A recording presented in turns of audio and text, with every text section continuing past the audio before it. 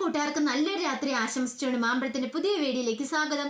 ആദ്യമായിട്ട് കാണുന്നവരാണെങ്കിൽ ചാനൽ ഇഷ്ടപ്പെട്ട ഒന്ന് സബ്സ്ക്രൈബ് ചെയ്യണേ. അതോടൊപ്പം തന്നെ കണ്ടുകൊണ്ടിരിക്കുന്ന എല്ലാവരുടെ സപ്പോർട്ടിലേക്കും തുടർന്നും പ്രതീക്ഷയുണ്ട്. നമുക്ക് നേരെ ആദർശിന്റെ നയനയുടെ ഒക്കെ നാളത്തെ ഒരു അടിപൊളി പ്രമോ വിശേഷത്തിലേക്ക് അങ്ങോട്ട് പോയാലോ. നാളത്തെ പ്രമോ വിശേഷത്തിൽ കാണിച്ചിരിക്കുന്ന പറഞ്ഞിട്ടുണ്ടെങ്കിൽ നയനയുടെ അടുത്തേക്ക് മുത്തശ്ശനും മുത്തശ്ശി എത്തുന്നുണ്ട്. പിന്നീട് നയനയെ കൂട്ടിക്കൊണ്ട് വീട്ടിലേക്ക് വരുവാണ്. അപ്പൊ വീട്ടിലേക്ക് വന്നു കഴിയുമ്പോഴത്തേനും നയനെ എല്ലാവരും കൂടെ കൂടിയിട്ട് വിചാരണ ചെയ്യുന്നുണ്ട്. അതിന്റെ വിശേഷങ്ങളും നയനെ കാണാതെ വന്നു കഴിഞ്ഞപ്പോ തന്നെ ആകപ്പാടെ അങ്കലാപ്പിലായി പോയായിരുന്നു ആദർശും ദേവേനി എല്ലാരും കൂടെ. കാരണം എങ്ങോട്ട് പോയി എന്ത് ചെയ്തെന്നും അറിയത്തില്ല. അങ്ങനെ എല്ലാവരും ടെൻഷൻ അടിച്ചിരിക്കുമായിരുന്നു. അവസാനം നേരം വെളുക്കുന്നോടം വരെ ആദർശും അബിയും അനി എല്ലാരും നയനെക്കുറിച്ച് അന്വേഷിച്ച് നടന്നു. പക്ഷെ ഒരിടത്തൊന്നും ഒരു വിവരവും കിട്ടിയില്ല. നേരം വെളുത്ത് ഇപ്പൊ എല്ലാരും വീട്ടിലേക്ക് തിരിച്ചു വരുമായിരുന്നു. ഈ സമയത്ത് മുത്തശ്ശനും മുത്തശ്ശിയും കൂടെ പുറത്ത് സംസാരിച്ചുകൊണ്ടിരിക്കുക. മുത്തശ്ശൻ പറഞ്ഞു, ഇനിയിപ്പം നമ്മൾ എന്ത് ചെയ്യൂടോ, കണ്ടില്ല കനക വന്നിട്ടുണ്ട്, കനകയോട് നമുക്ക് മറുപടി പറയണം. ഇനി ഇപ്പൊ ഇരുന്നിട്ട് കാര്യമില്ല, എത്രയും പെട്ടെന്ന് പോലീസിൽ ഒരു കംപ്ലൈന്റ് കൊടുക്കാൻ ആദർശനോട് പറയാം എന്നൊക്കെ പറഞ്ഞുകൊണ്ടിരിക്കുന്ന സമയത്താണ് ക്ഷേത്രത്തിലെ പൂജാരിയുടെ കോള് വരുന്നത്. അങ്ങനെ കോൾ എടുത്തു കഴിയുമ്പോഴത്തേനും ആ കാര്യങ്ങളൊക്കെ പൂജാരി മൂർത്തി മുത്തശ്ശനോട് വിളിച്ചു പറയുന്നുണ്ട്. ഫോണിൽ കൂടെ കേട്ട കാര്യങ്ങൾ കേട്ട് കഴിഞ്ഞപ്പോഴത്തേനും മുത്തശ്ശിയോട് പറഞ്ഞു, അതെ നമുക്ക് എത്രയും പെട്ടെന്ന് ഒരു സ്ഥലം വരെ പോകണമെന്ന് പറയാം. അല്ല എങ്ങോട്ടാ പോണേ, എങ്ങോട്ടാന്ന് അങ്ങൊന്നും പറഞ്ഞില്ലോ, എങ്ങോട്ടാ പോണേന്ന് ചോദിക്കാണ്. അതൊക്കെ പറയാം, പെട്ടെന്ന് വാ. ഈ വീട്ടിൽ ആരും അറിയണ്ട ഇപ്പൊ നമ്മൾ എങ്ങോട്ടാ പോകുന്നത് എന്താന്നുള്ളത്. നയനെ കുറിച്ചുള്ള വിവരം കിട്ടിയിട്ടുണ്ട്. അപ്പൊ അവിടെ ചെന്നതിന് ശേഷം നമുക്ക് ബാക്കി തീരുമാനിക്കാന്ന് പറയാണ്. അങ്ങനെ മുത്തശ്ശിനെയും കുട്ടിക്കോട് നേരെ നയനയുടെ അടുത്തേക്ക് പോവാണ്. ഈ സമയത്തെന്ന് പറഞ്ഞിട്ടുണ്ടെങ്കിൽ ആദർശനോട് ജാനകി ഒന്ന് ചോദിച്ചു, ആദർശേ ഒരു സത്യം ചോദിച്ചാൽ നീ പറയണം, എന്തെങ്കിലും നീ കുരുത്തക്കേട് കാണിച്ചിട്ടുണ്ടോ അവളോട്? കാരണം ഒരു കാരണമില്ല നയന ഈ വീട് വിട്ട് ഇറങ്ങി പോയില്ല. ഞങ്ങൾ അറിയാതെ അവളോട് ദേഷ്യപ്പെടുവോ അല്ലെങ്കിൽ എന്തെങ്കിലും ചെയ്തിട്ട് തുറന്നു പറ, എങ്കിൽ മാത്രമേ നമുക്ക് നയനെ കണ്ടുപിടിക്കാൻ പറ്റുള്ളൂ എന്ന് പറയാം. എന്റെ അപ്പച്ചി കാര്യം പറഞ്ഞല്ലോ, ഞാൻ അങ്ങനെയൊന്നും ചെയ്തിട്ടില്ല, ഞാൻ അവളെ നല്ല സ്നേഹത്തിൽ തന്നെ പോയിക്കൊണ്ടിരുന്ന് പറയണ. ദേവേനി പറഞ്ഞു, അങ്ങനെയാണെങ്കിൽ അവൾ ഈ വീട് വിട്ടു പോകാൻ വഴിയില്ലല്ലോടാ. ഒരു കാര്യമില്ലാതെ പറഞ്ഞിട്ട് കാര്യമില്ല, നിന്റെ തലവര നിനക്ക് ഇങ്ങനത്തെ ഒരു പെണ്ണിനെയാണല്ലോടാ കിട്ടിയത്. എന്തുമാത്രം പെണ്ണ് ഉണ്ടായിരുന്ന, എന്തുമാത്രം ആലോചനകൾ വന്നാ, നീ ഇപ്പൊ പറഞ്ഞിട്ട് കാര്യമില്ലെന്ന് പറയണ.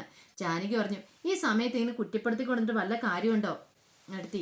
ഞാനുമ്പോൾ ഒരു കാര്യമില്ലാതെ വീട്ടിൽ നിന്ന് പോവില്ലെന്നറിയാം, എനിക്ക് അവിടെ നല്ല വിശ്വാസമാണെന്ന് പറയണം. അതങ്ങനെയാണല്ലോ, നിനക്ക് എന്ത് വന്നാലും എപ്പോഴും നീ അവളുടെ സൈഡിലേ നിൽക്കുള്ളൂ, ബാക്കിയുള്ളവരുടെ വേദനയും വിഷമങ്ങളും നിനക്ക് അറിയണ്ടല്ലോ എന്ന് പറയണം. ഏട്ടത്തി, വേദനകളും വിഷമങ്ങളും എല്ലാവർക്കും ഉണ്ടെന്ന് എനിക്കറിയാം, പക്ഷെ അതല്ല, ഒരു കാരണമില്ലാതെ നയനയുടെ ചേച്ചി നബിയനെ പോലല്ല നയന, അതറിയാവുന്നതുകൊണ്ട് തന്നെ പറഞ്ഞ്. ഇപ്പാണ്ടെ അവരുടെ വീട്ടിൽ നിന്ന് വന്ന് കിടന്ന് കനകയോട് എന്ത് മറുപടി പറയണമെന്ന് പോലും അറിയത്തില്ലാത്തൊരവസ്ഥയിൽ നിൽക്കുക. കണ്ടു കിട്ടിയില്ലെങ്കിൽ ഇനിയിപ്പോ പോലീസ് കേസാവും, പ്രശ്നങ്ങളാവും, കുടുംബത്തിന്റെ മാനം തന്നെ പോകുന്നു പറയണം. ആദർശ് പറഞ്ഞു, അതിനു മുമ്പ് എങ്ങനെയാലും അവളെ ഇന്ന് കണ്ടെത്തണം അമ്മേ, അവളെ കണ്ടെത്തിയിട്ട് ആപ്പട പ്രശ്നമാവും. ഒന്നുകൂടെ ഞാൻ പോയി സെർച്ച് ചെയ്യട്ടെ, സെർച്ച് ചെയ്ത് വന്നിട്ട് പോലീസ് പരാതി കൊടുത്താൽ മതി എന്നൊക്കെ പറയുന്നുണ്ട്. ഈ സമയത്ത് മുത്തശ്ശനെയും കൂടെ അങ്ങോട്ട് വന്നിട്ട് ഞങ്ങൾ പുറത്തു വരെ പോയിട്ട് വരാന്ന് പറഞ്ഞ് പോവാണ്. അല്ല എങ്ങോട്ടാ പോണെന്ന് നിൽക്കുമ്പോ ക്ഷേത്രം വരെ പോയിട്ട് വരാം, ഇനിയിപ്പോ ദൈവങ്ങളല്ലേ ഉള്ള ആശ്രയം, ദൈവത്തോട് പറഞ്ഞ് പ്രാർത്ഥിക്കാന്നൊക്കെ പറഞ്ഞിട്ട് രണ്ടുപേരും പോകുന്നത്. അതുകൊണ്ട് പെട്ടെന്ന് ആർക്കും ഒരു സംശയങ്ങളൊന്നും തോന്നിയില്ല. പിന്നീട് കാണിക്കുന്ന ആദർശ് വീണ്ടും അന്വേഷിക്കാനായിട്ട് ഇറങ്ങുമായിരുന്നു. ആദർശ് അവരോട് എല്ലാം അന്വേഷിച്ച് പോകുന്നുണ്ട്. ഒരിടത്തും കണ്ടെത്താനായിട്ട് പറ്റിയിട്ടില്ല. ഇവളിത് എവിടെ പോയി കിടക്കുക, അഹങ്കാരം പിടിച്ച സാധനം, എങ്ങോട്ട് ഇതിലെ പോയേക്കും. എന്നിട്ടോ മനുഷ്യൻ തീ നിന്ന് പുറകെ നടക്കുക, അവൾക്ക് ഇത് വല്ലതും അറിയണോ എന്നൊക്കെ ഓർത്ത് ആദർശ് സ്വയവേ പറയുമായിരുന്നു. ഈ സമയത്തെന്ന് പറഞ്ഞിട്ടുണ്ടെങ്കിൽ അനിയുടെ ഉള്ളിലാണെങ്കിൽ ദൈവത്തെ ഓർത്ത്, ദൈവമേ അവൾ ഇനി തിരിച്ചു വരാതിരുന്നാൽ മതിയായിരുന്നു, അവൾ തിരിച്ചു വന്നിട്ടുണ്ടെങ്കിൽ കാര്യങ്ങളെല്ലാം അവതാളത്തിലാവും, ഈ പോക്ക് അങ്ങോട്ട് പോയാൽ മതിയായിരുന്നു, അവളെ ഗുണ്ടകളോ ആരെങ്കിലും തട്ടിക്കൊണ്ട് പോയി ഇല്ലാതാക്കിയാൽ മതിയായിരുന്നു. അവള് പോയിട്ടുണ്ട്. പിന്നെ അവളുടെ ചേച്ചിനെ പിന്നെ ഇറക്കി വിടാൻ എളുപ്പമുള്ള കാര്യമാണ്. അവളുടെ ചേച്ചിയുടെ തലയ്ക്ക് ആ താളതാമസം ഇല്ലാത്ത, അതുകൊണ്ട് പിന്നെ കുഴപ്പമില്ല. പക്ഷെ നയനെ അങ്ങനെയില്ല, അവള് കാഞ്ഞ ബുദ്ധിയുള്ളവളാ. അതുകൊണ്ട് അവൾ ഈ കുടുംബത്തിലുള്ളിടത്തോളം കാലം തന്നെ അമ്മയുടെ കള്ളത്തരങ്ങളൊന്നും നടക്കില്ല. അതുകൊണ്ട് എത്രയും പെട്ടെന്ന് അവൾ ഈ കുടുംബത്തിൽ നിന്ന് പോയാൽ മതിയായിരുന്നു എന്നും പറഞ്ഞുകൊണ്ട് അബി ഇങ്ങനെ പ്രാർത്ഥിച്ചുകൊണ്ടൊക്കെ ഇരിക്കുന്നുണ്ട്. പിന്നീട് കാണിക്കുന്ന പറഞ്ഞിട്ടുണ്ടെങ്കിൽ നന്ദുവിനെ കോൾ ചെയ്യുവാണ് അനി. പക്ഷെ നന്ദു കോൾ എടുത്തില്ല. നന്ദു നല്ല ഉറക്കുന്ന സമയത്തായിരുന്നു. നന്ദു അല്ലേ തന്നെ അനി വിളിച്ചിട്ടുണ്ട്, കോൾ എടുക്കുന്നില്ല. ഇപ്പം നന്ദുവിന്റെ ഉള്ളിൽ വല്ലാത്തൊരു ടെൻഷനായിപ്പോയി. കാരണം അനി വിളിച്ചിനിയിപ്പോൾ എടുത്തിട്ടുണ്ടെങ്കിൽ തനിക്ക് അനിയോട് ഇനിയിപ്പം പ്രണയം കൂടുതൽ തോന്നിയിട്ടുണ്ടെങ്കിൽ അത് വലിയ പ്രശ്നമായാലോ, തന്റെ ചേച്ചിമാരുടെ ജീവിതത്തെ ബാധിക്കും. അതുകൊണ്ട് അതൊരിക്കലും പാടില്ല. അതുകൊണ്ട് കോൾ എടുക്കാതിരിക്കും നല്ലതെന്ന് ഓർത്തുകൊണ്ട് സൈലന്റ് ആക്കി വെച്ചിട്ട് ഫോൺ വെച്ചിട്ടാണ് ഇപ്പം നന്ദു കിടന്ന് ഉറങ്ങും തന്നെ. അനി വിളിച്ചാൽ പോലും അറിയരുത്. ചിലപ്പോൾ വിളിച്ചിട്ടുണ്ടെങ്കിൽ 2-3 വട്ടം വിളിച്ചപ്പോൾ താൻ അറിയാതെ കോൾ എടുക്കുന്ന നന്ദുവിന് നന്നായിട്ട് അറിയാം. അതുകൊണ്ട് കോൾ എടുത്തുമില്ല. അവളെ വിളിച്ചിട്ട് കോളും എടുക്കുന്നില്ലോ എന്നൊരു ചിന്ത അനിയുടെ ഉള്ളിലുണ്ടാകുന്നുണ്ട്. ഇനിയിപ്പോൾ തന്നോട് ദേഷ്യമാണെന്ന് തോന്നുന്നു നന്ദുവിന്. അതാണ് വിളിച്ചിട്ട് കോൾ എടുക്കാത്ത. അല്ലെങ്കിൽ ഇങ്ങോട്ട് തിരിച്ചു വിളിക്കേണ്ടതാണ്. ഇപ്പം നയനേച്ചിയുടെ കാര്യം അറിഞ്ഞപ്പോൾ തന്നെ അവൾ വിളിച്ച് ചോദിക്കേണ്ടതാ. പക്ഷെ അറിഞ്ഞോ ഇല്ലയോ എന്ന് പോലും അറിയത്തില്ല. അങ്ങനെ ഒരു ചിന്തയൊക്കെ അനിയുടെ ഉള്ളിലുണ്ടാകുന്നുണ്ട്. ഈ സമയത്ത് മുത്തശ്ശനും മുത്തശ്ശിയും കൂടെ നേരെ ക്ഷേത്രത്തിലേക്ക് ചെല്ലുവാണ്. ക്ഷേത്രത്തിലേക്ക് ചെല്ലുമ്പോൾ തൂണെ ചാടി ഇങ്ങനെ നയനെ ഇരിക്കുന്നുണ്ടായിരുന്നു. മുത്തശ്ശനെ കണ്ടപ്പോൾ തന്നെ ചാടി എഴുന്നേക്കുവാണ്. ചാടി എഴുന്നേറ്റ് ഇപ്പം രണ്ട് കണ്ണുകളും നിറഞ്ഞു വരുന്ന നയനയുടെ. മുത്തശ്ശി ഓടി ചെന്നിട്ട് നയനെ കെട്ടിപ്പിടിച്ചിട്ട് ചോദിച്ചു, എന്ത് പറ്റുമോളെ, നീ എന്താ ഇവിടെ വന്നിരിക്കുന്നേ? നീ ഞങ്ങളെല്ലാവരും തീ തീറ്റിച്ചല്ലോ, നിനക്ക് എന്ത് പറ്റിയെന്ന് ചോദിക്കുകയാണ്. ഒന്നുമില്ല മുത്തശ്ശി. പിന്നെ ഒന്നുമില്ലാഞ്ഞിട്ടാണ് നീ ആരോടും പറയാതെ രാത്രിക്ക് രാത്രി ഇങ്ങോട്ട് പോകുന്നത്. കുറെ സമയമായിട്ട് ആദർശം ഞാനും ഞങ്ങളുടെ കുടുംബത്തിലുള്ള എല്ലാവരും ഉറക്കളച്ച് കാത്തിരിക്കുമായിരുന്നു നിനക്ക് വേണ്ടിയിട്ട്. ഇനി അന്വേഷിക്കാൻ ഒരു സ്ഥലം പോലും ബാക്കിയില്ലേ? ദേ നിന്റെ മുത്തശ്ശനാണ് കേസ് കൊടുക്കണമെന്ന് പറഞ്ഞിരിക്കുമായിരുന്നു. ഭാഗ്യത്തിന് ആ സമയത്ത് ക്ഷേത്രത്തിലെ പൂജാരി വിളിച്ചതെന്നൊക്കെ പറയാണ്. പിന്നീട് നയന കാര്യങ്ങളൊക്കെ പറയണം മുത്തശ്ശനോട്. കാരണം ഇങ്ങോട്ട് വന്നതിന് ഒരു കാരണമില്ലാതെ നയന വരില്ലെന്ന് അവർക്ക് നന്നായിട്ട് അറിയാം. മുത്തശ്ശനോട് അതിന്റെ കാരണങ്ങളൊക്കെ കാര്യകാരണ സഹിതം വ്യക്തമാക്കുന്നുണ്ട്. താൻ എന്തുകൊണ്ടാണ് ഇങ്ങോട്ട് പോകുന്നത്, ആദർശന്റെ സ്നേഹം കപടമായിരുന്നു, അതുകൊണ്ടാണ് തനിക്ക് സഹിക്കാൻ പറ്റില്ലെന്നൊക്കെ പറഞ്ഞിട്ട് തന്റെ കയ്യിൽ ഒളിപ്പിച്ചു വെച്ച ആ കത്ത് മുത്തശ്ശന്റെ കയ്യിലേക്ക് കൊടുക്കുന്നുണ്ട്.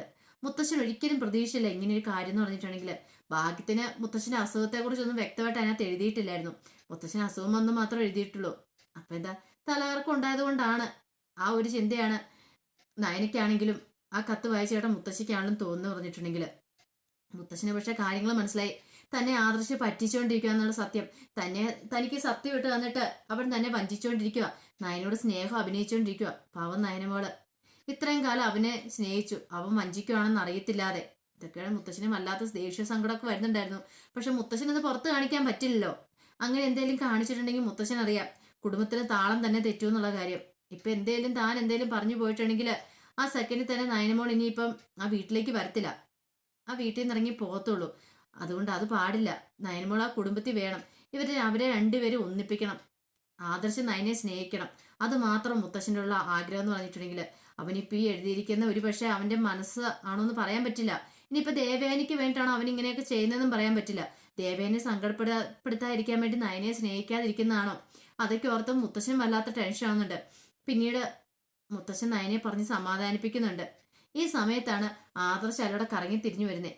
വന്ന് കണ്ടപ്പോഴത്തേനും മുത്തശ്ശന്റെ കാർ ക്ഷേത്രത്തിന് അവിടെ കിടക്കുന്നു. ഇതെന്തായി കാർ ഇവിടെ കിടക്കുന്നേ? ഇനിയിപ്പം മുത്തശ്ശി ഇങ്ങോട്ടെങ്ങാനും വന്നോ, അതിനിപ്പോ വേറെ ആരിലും ആണോ വന്നേ, ഒന്ന് നോക്കിക്കളയാന്നൊക്കെ പറഞ്ഞോണ്ട് ആദർശ് അങ്ങോട്ട് വരുമ്പം കാണുന്ന കാഴ്ച മുത്തശ്ശിയുടെ ഒപ്പം നയന നിൽക്കുന്നതായിരുന്നു. ഈ കാഴ്ച കണ്ടു കഴിഞ്ഞപ്പോഴത്തേനും ആദർശം ഞെട്ടിത്തിരിച്ചു പോയി. കാരണം നയനെ കണ്ടു കിട്ടിയെന്നുള്ളൊരു സന്തോഷം ഒരു വശത്തെന്ന് പറഞ്ഞിട്ടുണ്ടെങ്കിൽ അവൾ എന്തിനാ ഇറങ്ങിപ്പോന്നേ, എന്തേലും കാര്യമുണ്ട്, ഇനിയിപ്പോൾ മുത്തശ്ശിയോട് അവൾ എന്താ പറയണേന്ന് ഓർത്തിട്ട് ആ ഒരു ചിന്ത ആദർശനുണ്ടായിരുന്നു.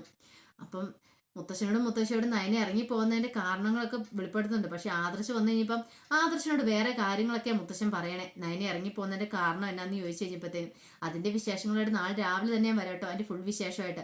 അപ്പൊ എല്ലാവരും മറക്കാതെ കയറി കാണണം. ഇഷ്ടപ്പെടുവാണെങ്കിൽ ഒന്ന് ലൈക്ക് ചെയ്യും കൂടെ ചെയ്യണം കേട്ടോ. ഒരിക്കൽ കൂടി എല്ലാവർക്കും നല്ലൊരു രാത്രി ആശംസിച്ചുകൊണ്ട് നിർത്തുന്നു. നന്ദി.